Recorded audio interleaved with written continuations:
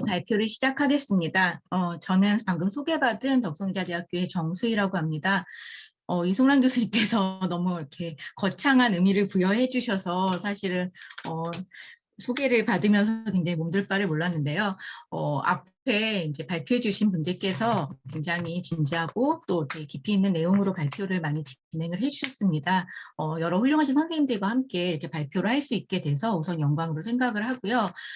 제가 사실은 포스터를 받고서 굉장히 좀 당황을 했는데 포스터에서 우선 이제 그 북한 미술 중심으로 진행이 되고 있고 또 포스터의 메인 화면 자체가 한반도 지도 중에서 북한만 딱 표현이 되어 있어서 제가 오늘 발표하려는 내용이 꼭 이 결에 맞지 않는 내용은 아닐까 좀 조심스럽고 걱정이 되는 마음이 좀 앞서기도 했었습니다. 그래서 이번 발표만큼은 조금 이제 다시 동시대에 우리나라로 좀 시각을 돌려서 지금 현재 우리나라에서 진행되고 있는 평화관광 현황과 그 의의에 대해서 고민을 해보는 그런 관점에서 이 발표를 준비를 해보았습니다. 네, 앞에서 발표 시간을 아마 많이 쓰셔가지고 걱정이 되실 것 같은데 다행히 제가 이미지가 많은 발표는 아니어서 시간을 30분 내외로 좀 조율을 해가지고 발표를 진행을 할 수 있도록 해보겠습니다. 네. 먼저 서론을 읽고 시작을 하도록 하겠습니다.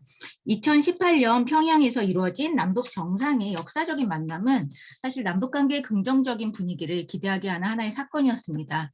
2020년 남북관계가 다시 경제되기 이전까지 통일의 수순을 밟아가는 듯 다양한 남북 협력 사업들이 제안되고 시행되었습니다. 국내 평화 관광은 이러한 분위기 속에서 2018년을 기점으로 본격적으로 개발되기 시작했습니다. 평화 관광은 우리가 주목하기 이전부터 여러 학자들에 의해 논의되어 온 개념이고 또 주로 관광이 가지고 있는 평화적 가치에 중점을 두고 그 기능과 가치의 측면에서 접근하는 것이 일반적인 방식이었습니다. 즉 관광이 국제 분쟁과 내전을 종식시키고 지속 가능한 평화를 구축하게 하는 평화적 효과를 유발한다는 관광의 평화적 효과에 대한 기대를 전제로 하는 관광의 한 유형이자 관광의 속성으로서 여러 논의들이 이어져 왔습니다. 그러나 최근 국내에서 진행되거나 계획 중에 있는 평화 관광은 이와는 조금 다른 차원에서 접근되고 있습니다. 내국인을 주 대상으로 하는 DMZ를 연계한 특수 관광 정도로 인식되고 있지 않나라는 생각을 해볼 수가 있는데요. 전쟁과 평화가 공존하는 상징적 공간으로서 DMZ가 가진 장소성에 주목하여 이와 직접적으로 연계된 여러 거점들을 방문하는 형태의 관광이 현재 평화 관광의 주를 이루고 있는 것들을 볼 수가 있습니다. 이 발표는 현재 국내에서 진행되고 있는 평화 관광의 현황을 살펴보는 것을 시작으로 접근을 하려고 합니다. 평화 관광의 개념에 대한 이론적 검토와 함께 국내에서 활발히 진행되고 있는 평화 관광이라는 명칭을 가진 여러 사업들의 현황을 검토하고 이를 통해서 국내 평화 관광의 현황과 한계를 진단해 보고자 합니다. 이를 통해서 향후 지속 가능한 평화 관광을 위한 지향점을 모색하기 위한 질문들을 여러 선생님들과 공유하는 것을 이 발표의 목표로 삼고 있습니다. 이러한 내용들을 위해서 저는 총 4개의 구성을 가지고 접근을 하려고 합니다. 그래서 평화관광이라는 개념이 어떻게 나오게 된 개념인지, 그리고 이 개념 안에서 또 혹은 새로운 개념으로서 국내에서 평화관광은 어떠한 배경 속에서 개발되고 또 확장되고 있는지, 국내 평화관광의 실제 현황과 또 그 문제점들은 무엇인지, 그리고 이러한 분석을 통해서 이 평화관광이 진짜 평화관광으로서의 본질을 갖기 위해서 평화관광 콘텐츠가 되기 위해서 앞으로 어떤 방향에 대해서 고민해야 될지를 함께 나눠보는 그런 시간을 갖도록 하겠습니다. 평화관광은 관광을 통해서 분쟁의 종식 및 평화 구축에 기여하려는 목적을 가진 구체적인 사업들을 의미합니다. 문화체육관광부에서는 이 평화관광에 대해서 평화와 관련된 개인의 희망을 여행과 교육을 통해서 새로운 경험과 결합시킴으로써 개인과 집단이 가지고 있는 정보를 현장에서 확인하고 그것을 지식으로 전환시키는 활동이 평화관광이다라고 설명하고 있습니다. 이 평화 관광은 사실 우리나라에서는 2018년 이후에 본격적으로 많이 거론이 되기 시작하는데요. 이 조금 더 포괄적인 개념으로서의 평화 관광은 이미 1920년대, 1930년대부터 여러 논의들이 이루어지게 됩니다. 이 평화 관광이 처음 등장하고 이 개념이 성립되게 된 배경은 1929년 영국 관광휴가협회에서 관광을 통한 평화라는 개념들이 등장하면서부터로 보는 것이 일반적입니다. 이후 1967년 유엔에서 유명한 관광은 평화로 가는 여건이다라는 선언이 이어지면서 평화관광, 관광이 갖는 평화적 효과에 대한 관심들이 모아지기 시작했고요. 1980년 마닐라 WTO에서 관광이 세계 평화의 추진력이다라는 공표가 이루어지면서 더욱 힘을 받게 됩니다. 1986년에는 이러한 평화관광의 속성을 가지고 국제평화관광협회가 창설되기도 합니다. 이러한 배경 속에서 꾸준히 관광과 평화의 관계에 대한 논의들은 이어져 오게 되는데, 이러한 논의들은 2차 세계대전 이후에 관광이 국제 협력과 평화에 이바지할 수 있을 것이라는 기대 안에서 이루어지는 개념이라고 할 수가 있습니다. 이는 자유주의 정치 사상에 근간을 두고 2차 세계대전으로 인한 물리적 충돌과 분쟁에 대한 성찰을 통해서 이제는 더 이상 분쟁이 아닌 상호 의존과 공동체 의식을 통한 협력을 통해서 평화를 조성하는 것에 주목하자라는 어떤 그 국제적인 공감대의 형성 안에서 이뤄지는 결과라고 볼 수가 있을 것 같습니다.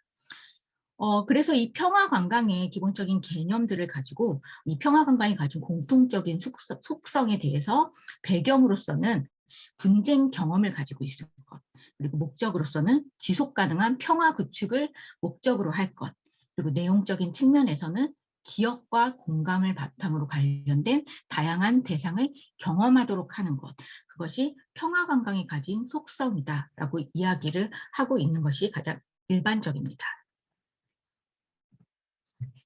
평화관광에 대한 이러한 평화관광이 개념적으로 만들어지는 과정에서 여러 연구자들 역시 과연 평화관광이 무엇이며 평화관광이 가진 가치는 무엇이며 평화관광이 정말로 그 여행을 통해서 관광을 통해서 평화를 가져오는 것이 진짜 가능한 것이냐에 대한 연구들은 지속적으로 이루어져 왔습니다. 2006년에 평화관광은 대안적 의미로서 제한된 관광의 유형이 아니라 이것이 어떤 폭력, 계속해서 일어날 수밖에 없는 폭력에 대한 어떤 대안으로서 그것을 치유하는 기능으로서 평화관광이 존재한다라는 의견이 나오기도 했었고요. 그 이후에 좀 더 포괄적인 그런 개념 안에서 이 전 세계적 차원에서 인권 실현을 통해서 관광을 통해서 다양한 어떤 사회적 힘을 증진시켜서 그를 통해서 평화를 구현해야 된다라는 연구들도 이루어지기도 했습니다.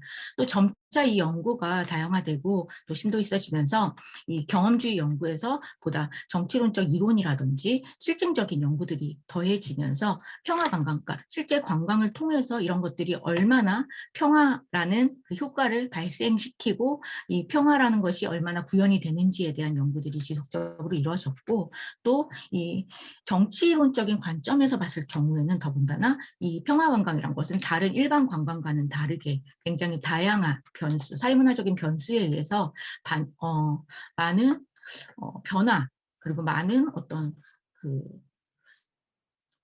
많은 영향을 받을 수밖에 없다라는 그 연구 결과가 또 나오게 돼서 평화관광이 굉장히 다각적으로 고려되어야 한다라는 주장들이 펼쳐지기도 했습니다. 국내에서도 이 평화관광에 대한 연구는 진행이 되고 있습니다.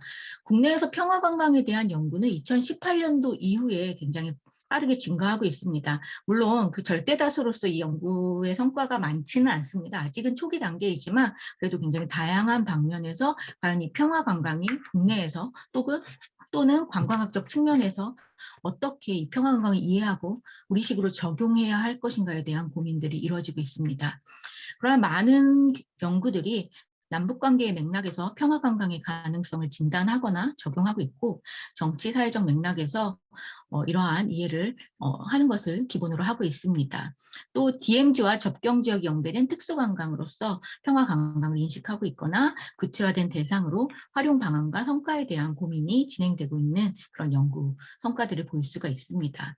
전반적으로 이 평화관광에 대한 이론적 논의들을 살펴보면 관광의 순기능으로서 이 평화관광, 관광이 가져오는 평화적 효과에 대한 의미와 그 기능에 대한 연구들, 그리고 구체화된 대상으로서 평화관광의 이해와 적용을 위한 연구를 기반으로 이 평화관광에 대한 고민들이 이루어지고 있다는 부분들을 살펴볼 수가 있습니다.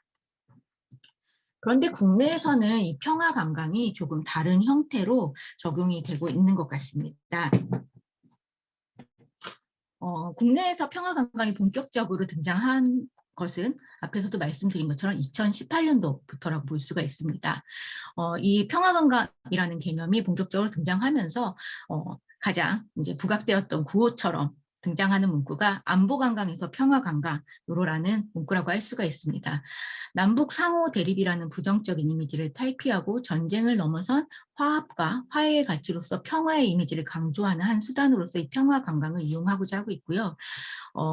전쟁과 분단이라는 어떤 공통된 기억에 대해서 대립과 경계에 대한 기존의 안보 관광에서 중시했던 교육의 기능에서 평화와 생태를 기반으로 한 체험을 기반으로 이 관광의 속성을 옮겨가는 것을 개념적으로는 제시를 하고 있습니다.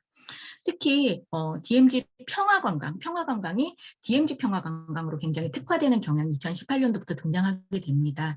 DMZ 평화관광은 남북 정상회담을 계기로 비무장지대 본연의 평화적 기능을 복원하고 생태 및 역사문화 자원을 활용한 세계 유일의 평화관광지로서 브랜드를 구축해 접경 지역을 지역 발전의 새로운 동력으로 육성하고자 마련된 관광 콘텐츠이다라고 정의를 하고 있기도 한데요. 이 DMZ 평화관광의 배경과 방법, 목표, 효과 등이 잘 드러나는 그런 정의라고 할 수가 있습니다. 이 평화관광이 2018년도부터 급격하게 등장하게 된 데에는 4.27 판문점 선언, 그리고 국가관광전략회의, 그리고 문재인 대통령의 유엔 총회에서의 기조 연설 등과 같은 어떤 계기들이 크게 작용하게 됩니다. 지금 보고 계신 화면은 그 뉴스 빅데이터 분석 기구인 빅카인즈를 통해서 분석을 한 결과인데요. 실제로 1990년대 아마 이전부터도 평화관광이라는 용어는 아주 일부지만 사용은 되었을 거라고 생각을 합니다. 이 자료가 빅카인즈 시스템 자체가 1990년도 자료부터 지금 활용을 할 수 있기 때문에 90년도가 시작점으로 되어 있긴 한데요. 보면 그 시작점에서 2018년도까지는 굉장히 미세한 변동을 보이면서 이 평화관광이라는 키워드가 이 뉴스 검색 안에서 사용되고 있다는 걸 확인할 수가 있는데 2018년을 기점으로 정말 급격하게 늘어나는 것을 볼 수가 있습니다. 그리고 2019년도 유엔 총회 기조 연설 즈음에서는 정말 최고점을 찍고요. 2020년도 아마 저 때는 이제 남북 관계가 조금 불편해지는 그런 사건이 있었던 시기로 지금 생각을 하고 있고 또 마침 코로나라는 또 외부적인 환경이 또 여기에 더해지면서 이제 지금 현재는 조금 이 평화관광에 대한 키워드들이 이전보다는 조금 덜 노출되고 있는 그런 상황이긴 합니다. 그렇지만 어쨌든 이 4.27 판문점 선언을 시작으로 해서 이 평화관광에 대한 논의들이 본격화되고 있다는 것을 확인을 할 수가 있습니다. 앞에서도 말씀드린 국제관광전략회의에서는 특히 이 2019년 4월 2일에 이뤄진 3차 회의에서는 DMZ 평화관광에 대해서 구체적으로 거론을 하고 있습니다. 평화관광 자원으로서 DMZ의 중요성에 대해서 강조하고 있고 이 DMZ 관광 자원 및 인프라 확충을 주요 사업으로 제안을 하고 있습니다. 접경 지역 거점 센터 설치와 관광 인프라 개선, DMZ 관광 거점 육성, 군 유휴시설의 관광 자원화, 관광 자원 조사 추진 체계를 구축하겠다라는 계획들이 이 안에 포함이 되어 있고요. 또 이와 함께 앞에서 설명드렸던 그 문재인 대통령의 기조 연설은 이러한 DMZ 에 대한 인식을 국제적인 평화지대로 확장시키는 그런 계기가 되게 됩니다. 그러면서 이와 연관된 DMZ 생태평화 벨트 사업, DMZ 생태평화공원 조성 사업, DMZ 생태평화 관광 활성화 사업 등과 같이 여러 부처에서 이와 관련된 여러 사업들이 2018년, 2019년도를 기점으로 굉장히 다양하게 지금 계획되고 현재까지 운영이 되고 있는 그런 실정이다라고 볼 수가 있습니다. 평화 관광과 관련된 키워드를 조금 더 분석을 해봤습니다. 앞에서 2018년 4월 27일을 기점으로 이 평화 관광과 관련된 연관어가 굉장히 많이 상승하는 것들을 확인을 했는데요. 실제로 1990년 4월 26일까지 90년 1월 1일부터 2018년 판문점 선언이 있기 바로 이전 그 전날까지를 제가 하나의 텀으로 나누고 또 그 판문점 선언이 있는 그 날부터 지금까지를 하나의 텀으로 나눠가지고 이 평화 관광과 관련된 뉴스 키워드들이 어떻게 연관성이 변화되는지를 좀 비교해서 분석을 해봤습니다. 먼저 위에 있는 그림을 살펴보시면 판문점 선언 이전까지는 평화관광과 관련된 키워드들 중에 지금 글씨가 크게 보이는 것들이 연관성이 높은 키워드라고 생각을 해주시면 될 것 같은데 백두라든지 금강산이라든지 강원도 경기도 라는 키워드들이 등장하고 있는 걸 볼 수가 있습니다. 여기에도 DMZ라든지 비무장지대, 남북교류와 같은 키워드들이 있지만 그래도 상대적으로 금강산과 백두 그리고 이제 다른 키워드들이 조금 더 부각되고 있는 것들을 확인할 수가 있습니다. 근데 판문점 선언이 있는 그 4월 27일부터 지금까지의 키워드를 비교해 보면 DMZ의 키워드가 굉장히 크게 절대적으로 키워지는 것들을 볼 수가 있습니다. 그리고 아프리카 돼지열병 같은 경우는 이제 DMZ 지역에서 지금 좀 문제가 있어서 지금 키워드가 연관 검색어로 크게 나오고 있는 거고요. 워낙에. 그런 부분들은 제외하더라도 이 DMZ와 관련된 여러 지명들이 나오고 있는 것들을 볼 수가 있고 관련해서 지금 상황이기 때문에 코로나19가 나오고 있기도 하고 지금 현재 전면 중단과 같은 키워드들이 우선 등장을 하고 있습니다. 우선은 여기서 기존의 키워드의 그 연관어의 그 크기의 변화를 굉장히 주목할 만한데요. 어쨌든 이 판문점 선언을 기점으로 우리가 평화관광이라는 것이 금강산 관광이라든가 대북관광에서 우리 내부의 DMZ 관광으로 조금 전환이 되어지고 있다라는 부분들을 살펴볼 수 있는 그런 요소라고 할 수가 있습니다. 또 이거 역시 비슷하게 관계어 검색이라고 할 수 있는데요. 이거는 1990년 1월 1일부터 지금까지의 평화관광과 관련된 어떤 관계도를 보여주는 그런 화면입니다. 전체 기간을 놓고 봤을 때 평화관광과 DMZ가 거의 비슷한 그런 크기로 보여지지만 이게 동일하게 겹쳐져 있다던가 중복되어 있지는 않고 아직은 조금 떨어져 있는 것들을 볼 수가 있는데요. 이것 또한 이제 시기별로 나눠서 살펴보면 이렇게 변화가 일어나는 그런 현상들을 또 확인할 수가 있습니다. 지금 검색어라고 되어 있는 부분이 평화관광이라고 생각을 하시면 될 것 같고 이 평화관광을 중심으로 2018년 판문점 선언 이전과 이후가 어떻게 변화되는지 지금 그림들을 통해서 살펴볼 수가 있습니다. 판문점 선언 이전에는 DMZ 역시 크게 존재하지만 조금 떨어져 있는 그런 위치에서 연결되어 있는 그런 부분들을 살펴볼 수 있다면 판문점 선언 이후에는 거의 평화관광과 DMZ가 겹치다시피 하면서 동일하게 연결되어 있고 이와 관련해서 이 DMZ와 관련된 접경 지역에 해당하는 여러 지역들이 직접적인 어떤 그 관계어로 연결되어 있는 것들을 볼 수가 있고요. 또 관련해서 해당 사업을 담당하고 있는 기관들의 변화들도 살펴볼 수가 있는데 이 파란색 동그라미들은 관련 기관들이라고 할 수 있는데 그 이전에는 건설교통부라든지 경기도, 그다음에 관광공사, 금강정도가 나왔다면 여기서 한국관광공사의 파이가 좀 더 커지고요. 문화체육관광부, 국방부, 통일부, 그다음에 환경부, 농림축산부와 같이 여러 기관들, 합동부처의 그 참여들을 확인할 수 있는 그런 요소들을 지금 확인을 할 수가 있습니다. 이러한 내용을 바탕으로 실제로 국내에서는 평화관광이 어떤 식으로 이루어지고 있는지를 조금 더 이제 실제 사례를 가지고서 살펴보려고 조사를 해보았습니다. 근데 저는 이제 제 관점에서 컨텐츠적인 어떤 시각을 가지고 분석을 해보려고 사실은 이 분류 기준을 이렇게 항목들을 설정을 했는데 조사를 하다 보니 여러 변수들이 또 작용을 했습니다. 그래서 사실 이 사업이 2018년도를 기점으로 변화가 되었고 그러다 보니 2019년도에 개설되는 사업들이 대부분이었는데 또 2019년도 이후에 2020년부터 코로나가 발생을 하고 또 코로나와 함께 남북관계가 또 다시 조금 이제 경직화되고 하면서 현재는 이 평화관광과 관련된 사업들이 존재는 하고 있지만 잠정 중단된 상태인 경우들이 거의 대부분이었어요. 그래서 사실 컨텐츠 분석으로 진행을 하기에는 좀 굉장히 한계가 있다라는 부분들을 사실 연구를 하면서 발견을 하게 됐고요. 사실 이것보다는 그 이전에 지금 그리고 또 특징적인 것들이 이게 컨텐츠인 동시에 관광 컨텐츠인 동시에 정책 사업, 상위의 정책 사업과 좀 혼동되는 관점에서 이러한 명칭들과 이러한 사업들이 지금 조금 혼재되어 있어서 이런 부분들이 조금 혼란스럽게 정리가 되어 있다라는 부분들을 볼 수가 있었습니다. 그렇지만 우선 지금 현재 진행되고 있는 평화관광이라는 이름을 가지고 공공에서 진행하고 있는 그 관광 사업들의 현황은 뭐 대략적으로 이 정도로 볼 수가 있습니다. 물론 여기서 일부 누락된 부분들이 있을 수 있긴 하지만 가장 대표적인 기관들과 대표 사업들은 이 정도 선에서 저희가 파악을 할 수 있을 것 같습니다. 가장 대표적인 건 DMZ 평화의 길 부처 합동으로 진행하고 있는 저 사업이라고 할 수 있을 것 같고요.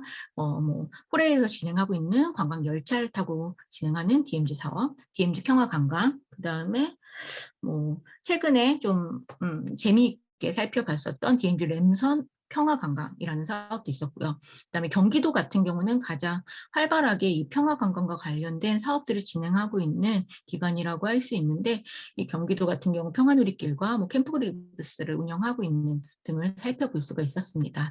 경기도뿐만 아니라 이제 접경 지역에 해당하는 여러 지자체들에서도 지자체 단위에서 평화관광을 또 개별적으로 진행하고 있는 경우도 있긴 했습니다. 철원군과 파주시, 인천시 등이 그런 경우들이었고요. 그런데 이런 경우는 사실은 이제 DMZ 평화의 길이라든지 평화누리길과 조금 컨텐츠가 겹친다든지 좀 분리가 되지 않는 그런 경향들을 보이고 있어서 조금 지금 상황에서 파악을 하는데 일부 한정적이라는 뭐 그런 한계를 가지고 있기는 했었습니다. 이런 내용들을 조금 더 구체적으로 살펴보겠습니다. DMZ 평화의 길 같은 경우는 합동부처 사업으로 관련 사업 중에서 규모가 가장 큰 사업 중에 하나고요. 2020년 예산이 140억에 이를 정도로 굉장히 규모가 큰 사업입니다. DMZ의 평화를 공고히 정착하고 접경지역 번영 발전을 촉진하기 위한 목적으로 진행을 하는 사업이다라고 밝히고 있고요. 현재는 철원, 파주, 고성의 3개 지역에 4개의 코스를 개발해서 운영을 하고 있습니다. 각각 코스들은 지금 보시는 화면에서 보여드리는 것처럼 저렇게 그 전쟁과 관련된 어떤 공간들로 그 거점들로 구성이 되어 있고요. 각각의 거점은 처음에 이게 아마 시작점이 아마 다 지역마다 다를 텐데 시작점에서 함께 만나서 동일한 차량으로 이동을 하게 되고 차량에서 내려서 일부 구간을 도보로 이동을 하면서 해설사의 설명을 듣고 다시 차량으로 이동을 하고 다시 그 구간에 도착을 하면 걷고 하는 식의 관광 형태를 가지고 있는 것들을 볼 수가 있습니다. 고성 A 코스 같은 경우는 도보 관광으로만 이루어지기도 했는데요. 이 평화의 길 사업과 함께 경기도의 평화누리길 역시도 길 사업의 일환입니다. 이런 평화의 길 사업, 평화누리길 사업 같은 경우는 한참 이슈가 되었고 인기를 끌었던 길 컨텐츠 개발 사업과 연관이 되는 뭐 그런 사업이라고 할 수 있을 것 같습니다. 잘 알고 계시는 올레길이라든지 성곽길처럼 한참 도보 여행, 도보 콘텐츠에 대한 관심이 높아지면서 이런 부분들을 접목을 해서 아마도 이런 길을 개발하고 이 길을 걷는 과정들을 통해서 뭐 지역과의 소통을 유발하겠다라는 그런 목표를 가지고 접근을 하고 있다라고 볼 수 있을 것 같습니다. 경기도 평화누리길 같은 경우는 경기도의 89km에 달하는 길을 그 접경 지역이라고 흔히 말하는 그 접경 지역을 대상으로 하고 있고요. 이 접경 지역 안에 12개의 코스를 개발을 했습니다. 김포에 3개, 고양에 2개, 파주에 4개, 연천에 3개의 지역 각각 12개의 코스가 존재하고 있고요. 이 코스를 아까 이 DMZ 평화의 길 사업과 차이가 있다면 일부 구간, 뭐 DMZ에 해당하는 구간이 아니라면 자율 도보 여행으로 여행을 할 수 있도록 정말 코스 개발에 조금 더 포커스를 맞추고 있는 그런 사업이라고 할 수 있을 것 같습니다. 그래서 뭐 관련해서 조금 더 자유롭게 이것들을 뭐 이용할 수 있도록 어플을 개발한다든지 스탬프 투어를 여기다가 도입을 한다든지 그다음에 이 전체 코스를 정말 종주라는 개념을 적용을 해서 전체 코스를 종주하신 분들에게는 저런 평화누리길 마스터라고 지금 화면에서 보고 계시는 저런 뭐 이렇게 기념품을 증정한다든지 조금 더 이렇게 자율적이고 논리적인 형태로 이런 관광 콘텐츠를 소비할 수 있도록 계획을 하고 있는 것들을 볼 수가 있습니다.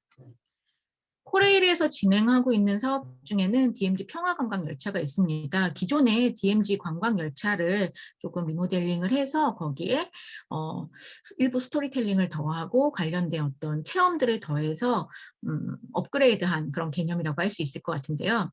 사실은 뭐 이 DMZ 평화관광열차는 전체 구간을 관광열차로 이렇게 여행을 하는 그런 컨텐츠는 아니고요. 서울에서 도라산역까지 열차를 타고 이동을 하고 그 타고 이동을 하는 열차 안에서 일부 컨텐츠를 진행하는 그런 선에서의 여행이라고 할 수가 있습니다. 그리고 도라산역부터는 다시 또 이제 셔틀버스라든지 단체 관광을 통해 가지고 해당되는 거점들을 또 방문을 하고 거기를 이제 설명을 듣고 하는 그런 방식의 여행이라고 할 수 있을 것 같고요. 최근에 조금 재미있었던 부분은 DMZ 평화관광열차 같은 경우는 이제 특정 대상인 청소년 대상으로 이 DMZ와 관련된 스토리텔링을 부과해가지고 요즘 학생들이 굉장히 좋아하는 미션 투어 형식으로 어떤 스토리에 의해서 각각 어떤 지점에 도달할 때마다 어떤 사건을 해결하는 방식으로 뭐 힌트를 얻는다든지 뭐 사실 저도 이거를 제가 직접 체험을 했어야 되는데 이 사업 역시 지금 중지가 되어 있어서 체험을 하지는 못했습니다. 하지만 이렇게 분석한 그 내용들, 후기라든지 여러 사업들을 뭐 이렇게 내용들을 분석한 결과 이제 학생들이 그런 것들에 이제 힌트를 얻어가지고 어떤 뭐 이렇게 문제를 해결하는 방식의 뭐 굉장히 이제 몰입과 체험을 유도하는 그런 형태의 뭐 프로그램을 일부 도입을 한 그런 케이스라고 할 수가 있을 것 같습니다. 네. 그리고 경기도에서 운영하고 있는 사업 중에서 캠프그리브스 같은 경우는 그래도 조금 더 좀 차별화된 사업이 아닐까 생각이 되는 부분인데요. 경기도와 경기관광공사에서 지금 운영을 하고 있고요. 또 이제 문체부의 문화재생 사업과 연계해 가지고 그 문화재생 사업을 통해서 공간이 재생이 되면서 이것이 관광까지 이어지게 된 케이스라고 할 수가 있습니다. 이 캠프그리브스 같은 경우는 오늘 토론을 맡아주신 사실 이은경 선생님께서 가장 잘 아시겠지만 미군 부지, 그러니까 DMZ 안에 존재했던 미군 부지를 반환을 받게 되면서 그 반환받은 미군 부지를 활용해가지고 그 공간을 뭐 유스 호스텔이라던가 또 일부 공간을 예술 공간으로 새롭게 재생을 해서 그 공간이 가진 장소성을 굉장히 특화시킨 재미있는 공간입니다. 그래서 이 공간 같은 경우는 DMZ 안에 위치하고 있기 때문에 자율관광은 불가하지만 이 캠프그리브스와 경기관광공사에서 협력을 해서 주말에 공감 여행이란 이름으로 임진각 평화누리공원에서 캠프그리브스를 있는 셔틀버스를 운영을 해가지고 굉장히 조금 그 원래의 접근 방법보다는 훨씬 더 편리한 방식으로 이 캠프그리브스 안으로 접근을 할 수 있도록 좀 유도를 하는 뭐 그런 관광을 운영을 했었습니다. 이거 역시도 아마 지금은 현재 잠깐 중지가 되어 있는 걸로 알고 있는데요. 또 이 공감 여행 같은 경우는 단순히 캠프그리브스로 데려다 주고 끝나는 게 아니라 그 안에서 예술 전시를 감상한다든지 관련해서 지금 공감 투어 중 거리 공연이라고 되어 있는 사진에서 보시는 것처럼 관련된 어떤 뭐 버스킹 공연을 본다든지 뭐 예술가들의 공연을 보는 식으로 그 안에서 예술적 경험을 제공하는 그런 추가적인 콘텐츠가 있다라는 점에서 그리고 그 예술을 통해서 평화라는 의미를 새롭게 부여했다라는 면에서 조금 더 주목할 만한 그런 사례 중에 하나라고 할 수가 있었습니다.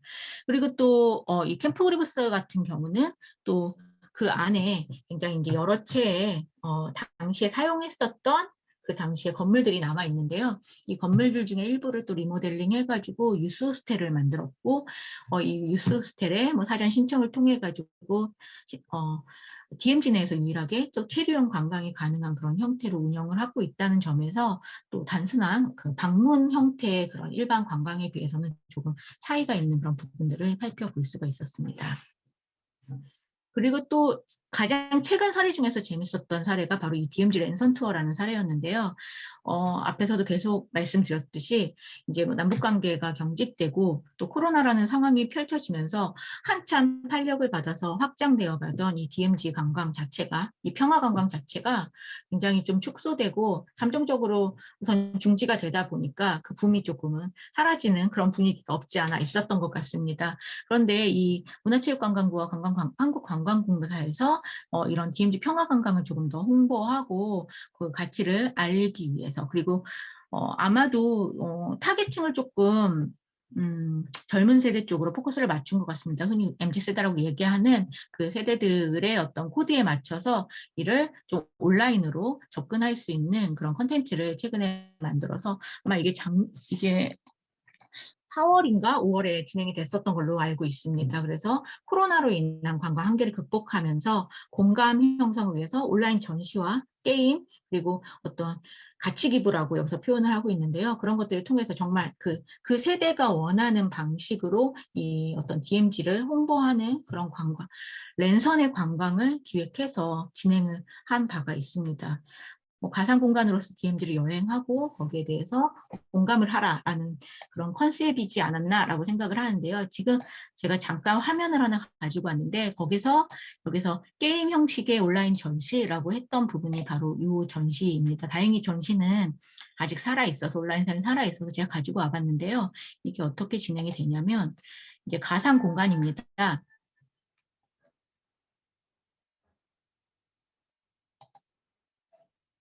이 가상 공간 안에서 제가 이렇게 마우스를 움직이면 얘가 같이 움직이게 되고요.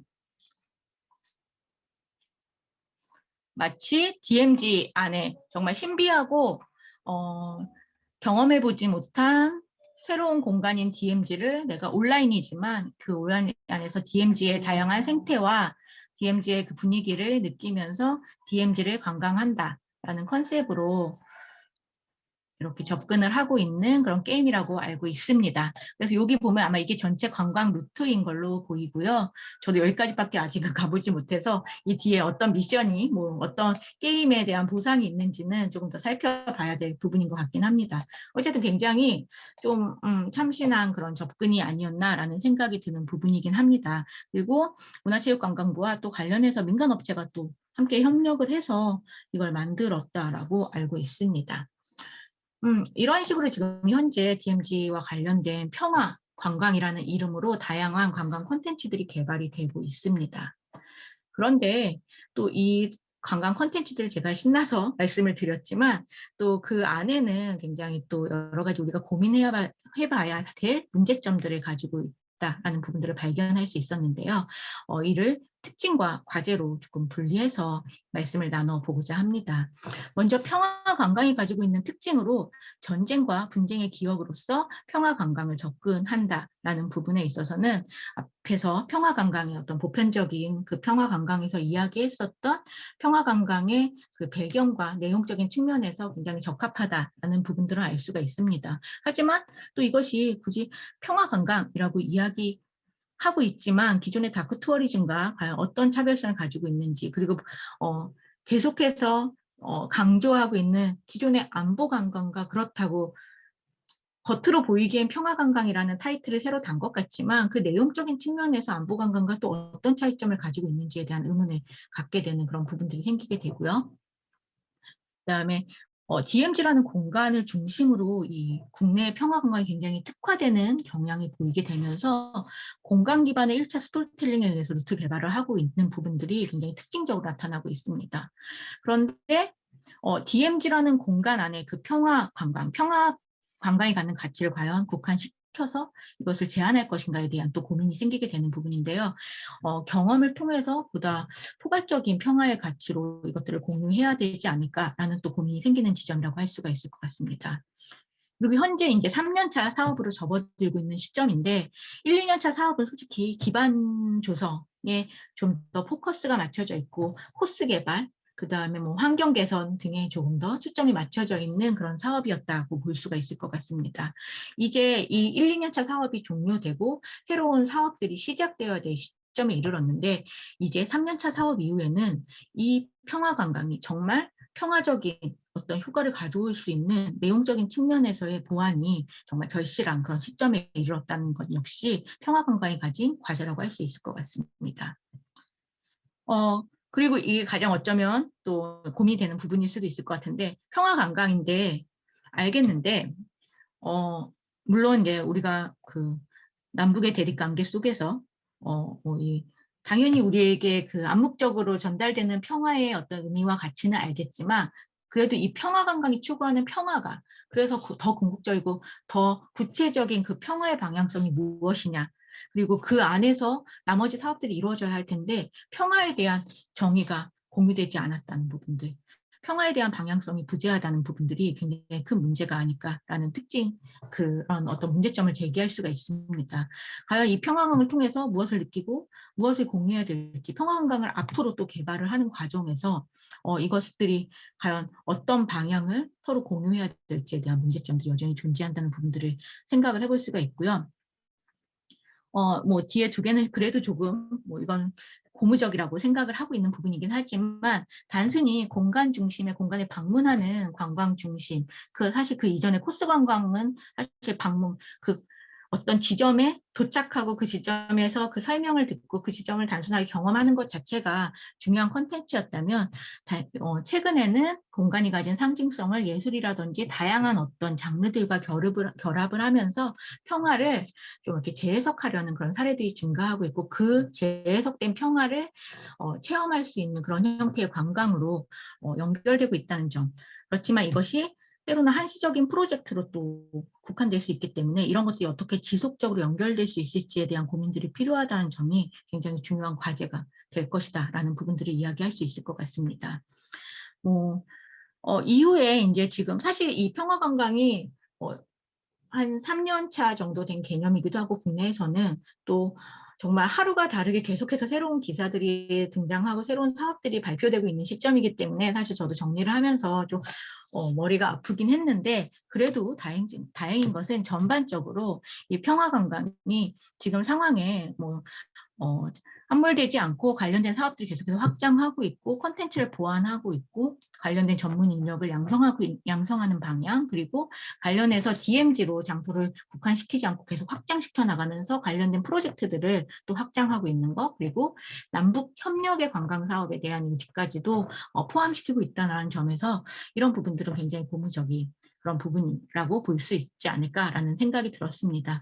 그렇지만 이 역시 앞에서 이야기했었던 평화에 대한 그 방향성이 모색되지 않는다면 또 다시 정말 흐지부지 되고 또 그렇고 그런 관광 콘텐츠의 하나로 남게 되진 않을까라는 우려가 드는 부분 역시 고민해야 될 지점은 아닐까라고 또 살펴볼 수가 있었습니다. 이러한 평화 사업에 대한 전반적인 현황과 이야기들을 바탕으로, 그러니까 보편적으로 이야기되어 왔던 포괄적인 의미에서의 평화관광이 아닌 정말 우리식의 지금 현재 대한민국에서 이야기하고 있는 우리의 평화관광의 명확한 목적과 대상과 방식에 대한 가이드라인이 좀 공유되고 제안이 되어야 된다라는 문제점들을 이번 조사와 이번 연구를 통해서 좀 저도 같이 고민을 하고, 앞으로 연구에서 이런 부분들을 조금 더 세분화시켜서 진행을 해야겠다라는 고민들을 진행하게 됐습니다. 이러한 내용들을 바탕으로 마지막은 제가 그 요약문에서 드렸던 마지막 저의 문제의식을 읽고 마무리를 하도록 하겠습니다.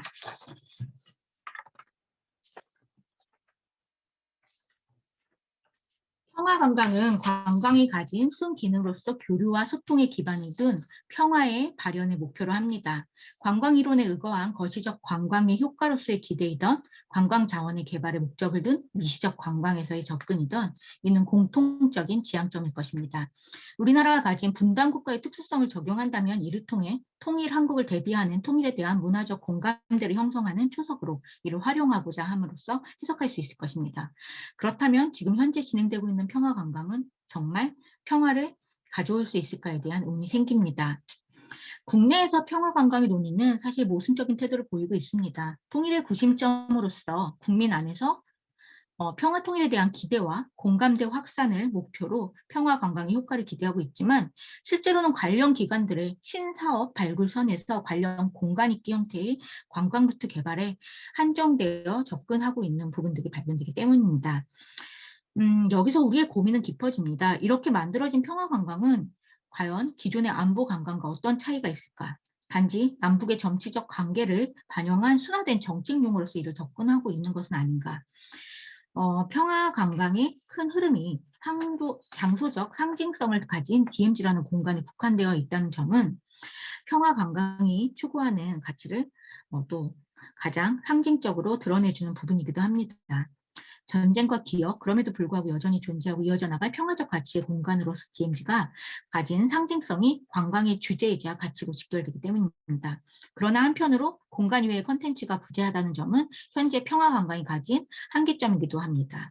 이는 곧 보다 구체적이고 체험적인 평화의 체험과 공감의 형성을 위한 관광 콘텐츠의 부재로 이어집니다.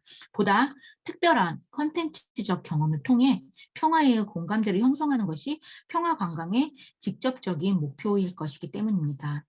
평화라는 공감대를 형성하기 위한 수단과 과정으로 평화 관광을 활용하고자 하나 공감되지 않았으나 규격화된 평화의 외형만이 제시되고 있는 것이 현재의 평화 관광이 가진 한계는 아닌지 되묻게 되는 부분이기도 합니다. 결국 이는 평화 관광을 통한 문화적 공감대의 형성의 문제로 귀결될 것입니다. 문화적 공감의 형성은 개인의 능동적 참여를 통한 문화적 실천이 중요하게 작용합니다. 네. 문화적 공감은 개인의 문화적 행위를 통한 타인과의 새로운 공감대로서 문화 공동체의 형성이라는 결과를 가져옵니다. 때문에 문화적 공감은 문화적 행위를 통한 공통의 경험과 가치들이 새로운 관계성을 형성하며 그들의 유연한 연대를 강화시키는 원동력이 되기도 합니다. 이는 다시 자신들이 속해 있는 공동체에 대한 적극적인 관심과 참여를 전환되며 사회적 공감대를 형성하는 기반이 되기도 합니다. 국가나 사회가 가진 민감한 문제들을 자유롭고 창의적인 문화적 행위를 통해 접근해서 보다 유연한 관점에서 바라보게 하고 능동적인 주체로서 자유로운 의견을 개진하게 하는 환경을 구축하게 합니다. 또한 다양한 주체들의 문화적 실천을 통해 해당 문제에 대한 소통을 가능하게 합니다. 세계 유일의 분단 국가로서 현재 진행의 이념적 갈등과 평화가 공존하고 있는 우리나라의 특수성과 더불어 신비하기까지 한 DMZ라는 공간의 존재는 타자적 관점에서의 상품성은 이미 어느 정도 충분해 보입니다. 그러나 지금 우리가 접근하려고 하는 평화 관광의 본질이 남북의 이해와 통일을 준비하는 과정이라면 이는 보다 다차원적인 관점에서 상품이 아닌 경험과 연대의 관점에서 접근해야 할 문제로 전환이 됩니다. 실제로 전쟁의 기억을 직접 공유하지 못한 세대의 등장과 그럼에도 다가오고 있는 통일이라는 변화는 우리에게 서로를 이해하고 포용할 수 있는 새로운 경험을 요구합니다. 이는 문화를 통한 공감대의 형성을 통해 가능할 것입니다. 그렇기에 평화 관광이 제공해야 할 문화적 경험의 중요성은 더욱 큰 의미를 갖는다고 생각합니다. 평화 관광은 과연 평화를 가져올 수 있을까? 평화 관광이 전달하는 평화의 메시지는 무엇일까에 대한 고민들이 진행되어야 할 것입니다. 이상입니다.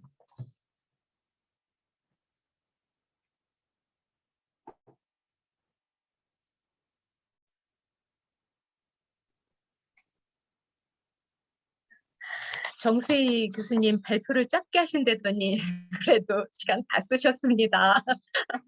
사실 DMZ라고 하는 공간이 60년 동안 아무도 밟지 않는 땅을 가지고 있다는 것은 아마 전 세계에서 한반도가 유일할 거라고 생각을 합니다.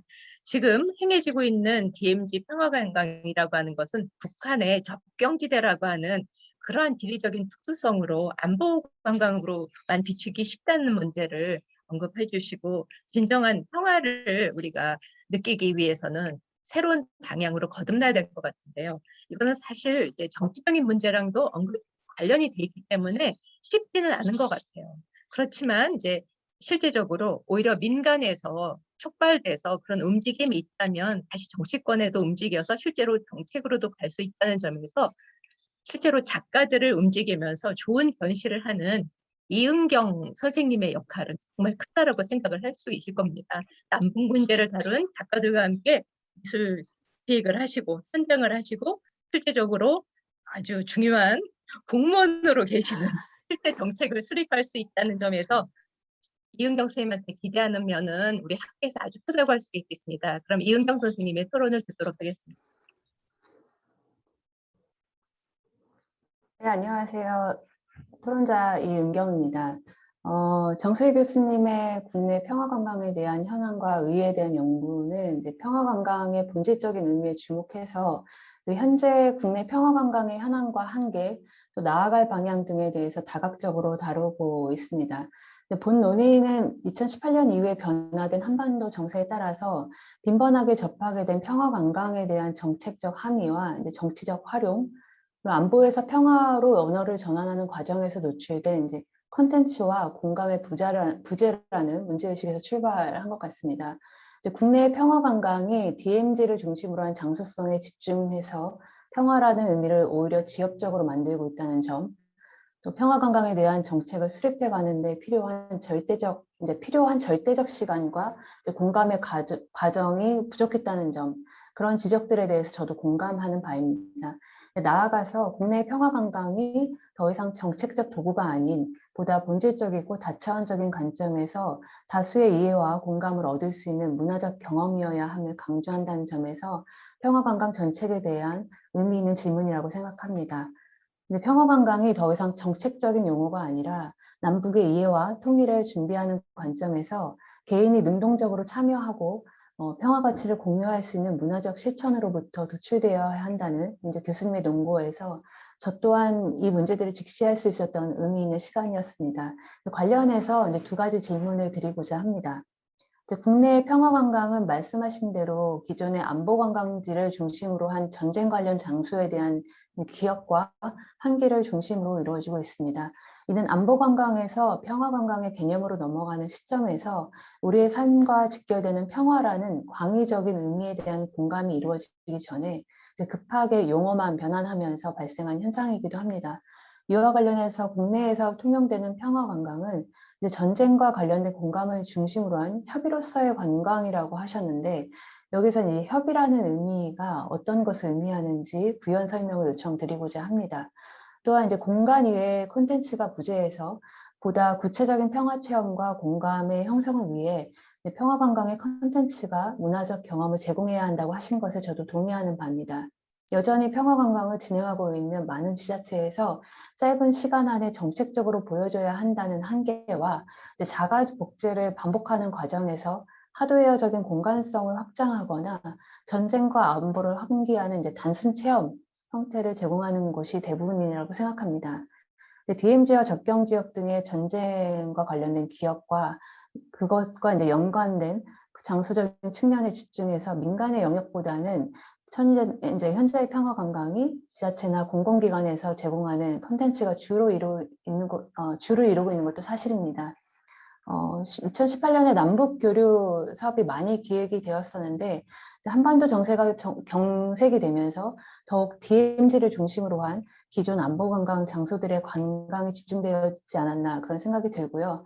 그럼에도 불구하고 한계는 여전히 존재하지만 평화 관광이 2018년부터 이어져 현재에 이르면서 더 많은 사람들이 공유할 수 있는 진짜 평화 공감대를 형성하고자 하는 움직임도 일어나고 있습니다. 이러한 측면에서 평화적 가치를 공유할 수 있는 문화적 경험을 제공할 수 있는 방법적인 부분이라든지 이에 대한 좋은 사례가 있는지 구체적인 의견을 듣고 싶습니다. 감사합니다.